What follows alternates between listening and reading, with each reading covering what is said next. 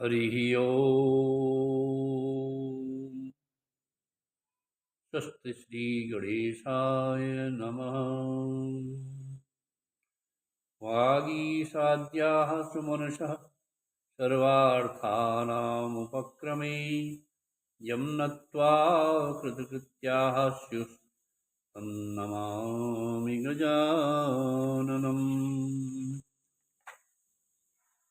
भाषाकुन्देन्दुशङ्खस्फटिकमणिनिभा भासमानासमाना सा मे वागदेवतेयं निवसतु वदने सर्वदा सुप्रसन्ना।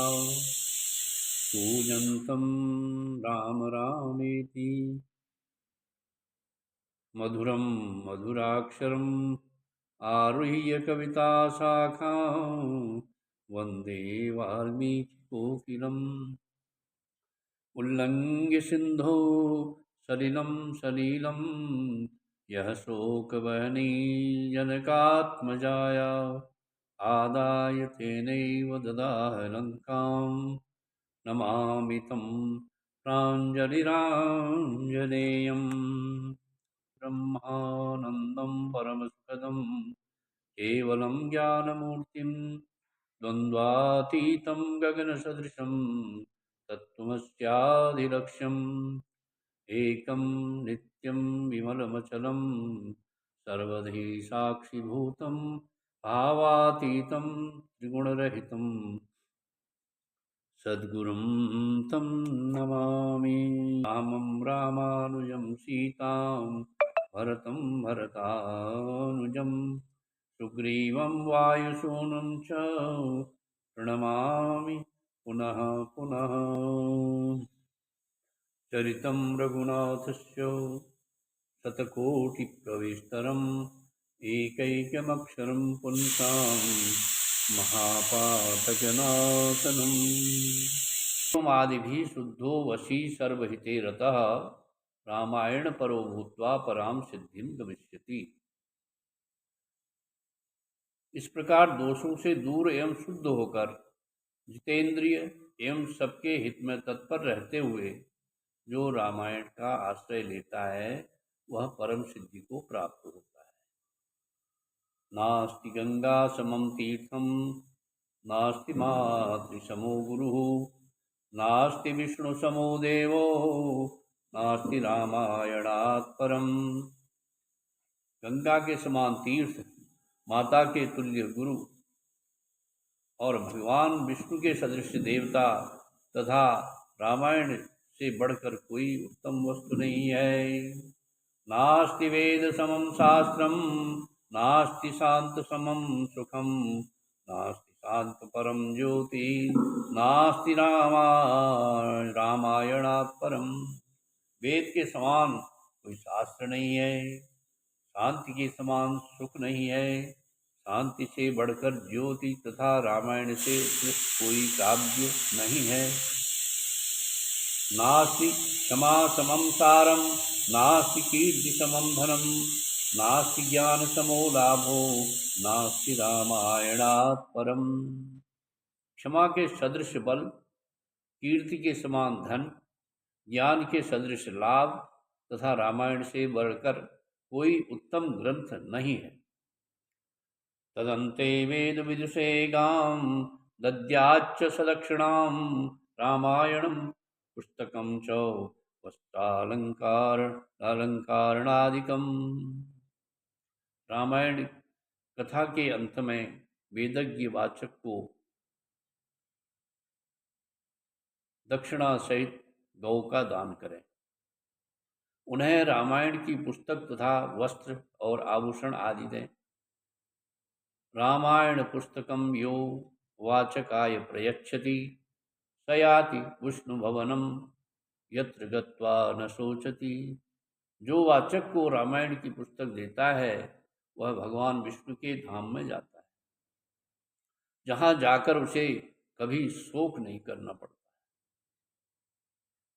नवाहज फलम कर्तुः शृणु धर्म विदाम्बर पंचम्यां तु समारभ्य रामायण कथामृतम्। कथा श्रवण मात्रेण सर्व पापै प्रमुच्यते। धर्मात्माओं में श्रेष्ठ हे सनत कुमार, रामायण की नवाह कथा सुनने से यजमान को जो फल प्राप्त होता है उसे सुनिए। पंचमी तिथि को रामायण की अमृतमयी कथा को आरंभ करके उसके श्रवण मात्र से मनुष्य सब पापों से मुक्त हो जाता है। यदि द्वयं कृतं तस्य पुण्डरीकफलं लभेत्। व्रतधारी तु श्रवणं यः कुर्यात् स जितेन्द्रियः। अश्वमेधस्य यज्ञस्य द्विगुणं फलमश्नुते। क्रतुः कृत्वः श्रुतं येन कथितं मुनिसत्तमाः स लभेत् परमं पुण्यम् अग्निष्टोमाष्टसंभवम्। यदि 2 बार यह कथा श्रवण की गई तो श्रोता को पुंडरीक यज्ञ का फल प्राप्त होता है। पुंडरीक यज्ञ अर्थात भगवान विष्णु के का यज्ञ जो है का फल प्राप्त होता है। विष्णु यज्ञ करने के समान फल प्राप्त होता है। जो जितेंद्रिय पुरुष व्रत धारण पूर्वक रामायण कथा को श्रवण करता है वह 2 अश्वमेध यज्ञों का फल प्राप्त करता है। मुनिवरों, जिसने 4 बार इस कथा का श्रवण किया है वह 8 अग्निष्टोम के परम पुण्य का फल का भागी होता है। पंच कृत्वो व्रतम मिदम कृतम एन महात्मना। पंचकृत्वो व्रतमिदम कृतम एन महात्मना। अग्निष्टोम अजम पुण्यम द्विगुणम प्राप्नुयान्नरः। जिस महामनस्वी पुरुष ने 5 बार रामायण कथा श्रवण का व्रत पूरा कर लिया है वह अत्यग्निष्टोम यज्ञ के द्विगुण पुण्य फल का भागी होता है अर्थात महान पुण्यात्मा होता है। एवं व्रतम षड्वारं कुर्यात्यस्तु समाहितः। अग्निष्टोमस्य यज्ञस्य फलम् अष्टगुणं लभेत्। जो भक्त एकाग्र चित्त होकर इस प्रकार 6 बार रामायण कथा के व्रत का अनुष्ठान पूरा कर लेता है वह अग्निष्टोम यज्ञ के 8 गुने फल का भागी होता है।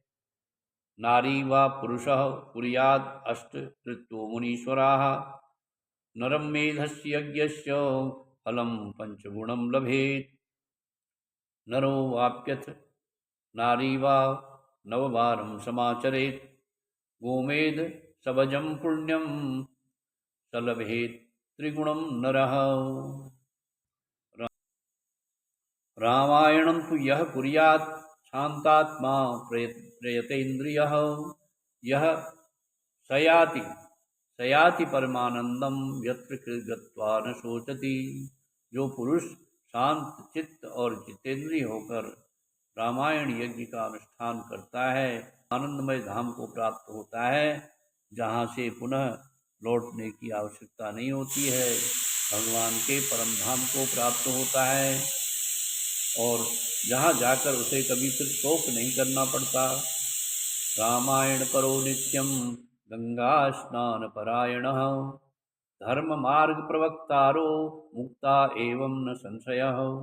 जो प्रतिदिन रामायण का पाठ अथवा श्रवण करता है, गंगा स्नान करता है और धर्म मार्ग का उपदेश देता है, ऐसे लोग संसार सागर से मुक्त ही हैं, इसमें संशय नहीं है। यतीनां ब्रह्मचारिणां प्रवीराणां च सत्तमाः नवाहना किल श्रोतव्या कथा रामायणस्य च। हे महात्माओं, यतियों, ब्रह्मचारियों तथा प्रवीरों को भी रामायण की नवाह कथा सुननी चाहिए।